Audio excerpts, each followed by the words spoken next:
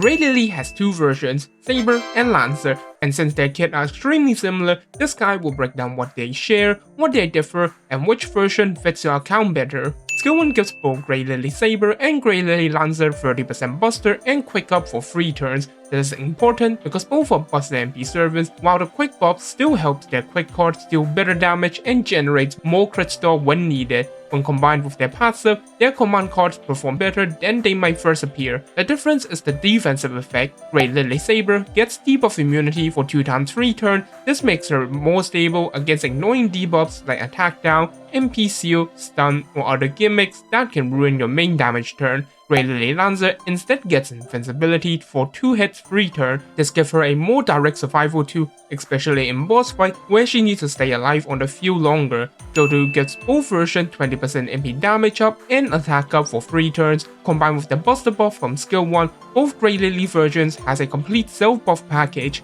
card buffs, attack buff, and MP damage buff. The difference is the third effect. Gray Lily Saber gets 30% crit damage up for 3 turns, which works with her third skill's crit store per turn and gives her better follow-up damage after MP. Meanwhile, Gray Lily Lancer gets 20% power mod against spiritual body enemies for 3 turns. Spiritual body means enemies with either undead or servant trait, so even though the modifier is only 20%, it is easier to trigger than at first sound, especially in boss fight. Skill 3 gives both versions a 30% MP battery and 10% MP per turn for 3 turns. This makes them much easier to fit into buster setup, especially with starting charge CE, a pen skill 2, and supports like Koyanska or Oberon. The difference is the extra effect. Gray Lily Saber gets 10 crit star per turn for 3 turns, further supporting her crit follow-up. Gray Lily Lancer gets 2000 HP recovery per turn for 3 turns, which pairs well with her invincibility and helps in longer fights. So overall, Saber's skills support farming stability and crit follow-up, while Lancer's skills support boss damage and survival. Now for the normal Phantasm, Gray Lily Saber has an AoE buster MP. Before damage, she removes enemies' defensive buff and deals AoE damage with special damage against undead enemy based on overcharge.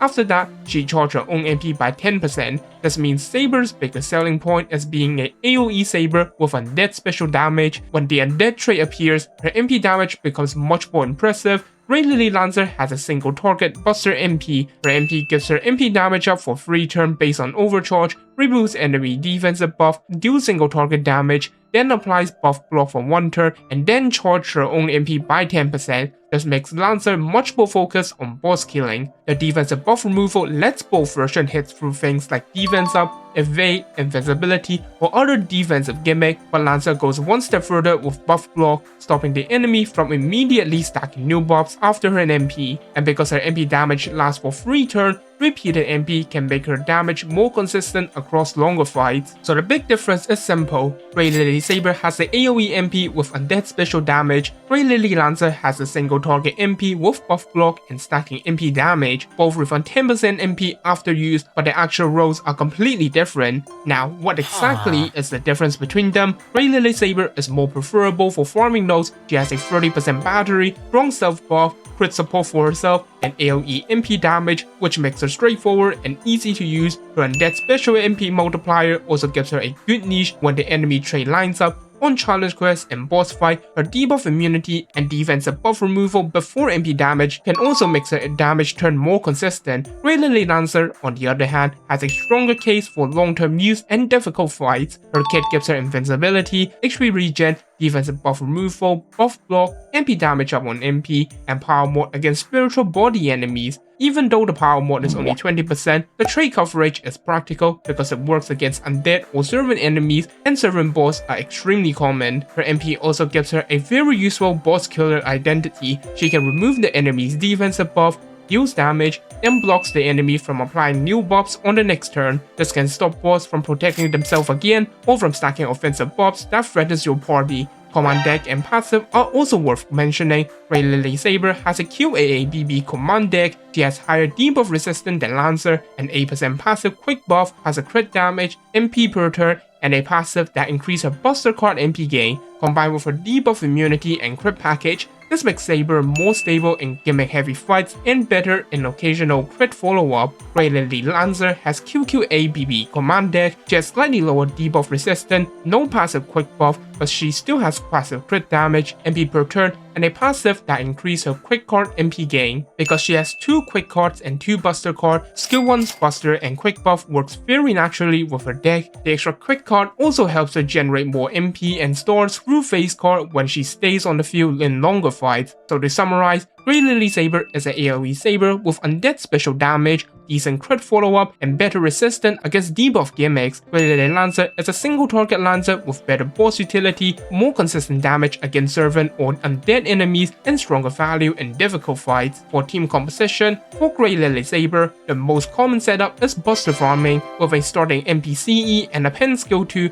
you can use support like Koyanska, Oberon, or any strong MP charge support to help her reach MP consistently. If you are using her in debuff heavy boss fight, pairing her with Rhaenys can make her even more resistant to debuff gimmicks. Alternatively, you can use Santa Martha to further boost her damage against undead enemy, or summon Wuzi 10 to apply undead traits to enemy to help her trigger her MP multiplier. Both also has decent challenge quest utility, so they can make Saber's undead niche more reliable. For Gray Lily Lancer, the most common setup is Buster boss killing team. Koyanska and Oberon are the obvious burst support if you want maximum MP damage. Merlin can also work well if you want buster damage, crit support, and more long-term stability. For harder fights, you can use defensive or utility support like Castoria or Constantine to improve her survivability as a challenge quest DPS. One support worth mentioning for both Gray Lily version is Lancer Aratoria. After strengthening, Lancer Aratoria can give party attack up, party MP damage up, and extra MP damage up to Round Table Knight allies. Since both Gray Lily version has a Round Table Knight trait, this gives them very strong synergy with Lancer Aratoria in harder fights or multi-core setup. And since Lancer Aratoria herself is an AoE Buster Lancer with MP refund after her MP, she can also work as another attacker alongside either Gray Lilies. So to summarize, Gray Lily Saber is a better pick if you want an AoE Saber farmer and a death specialist AoE MP,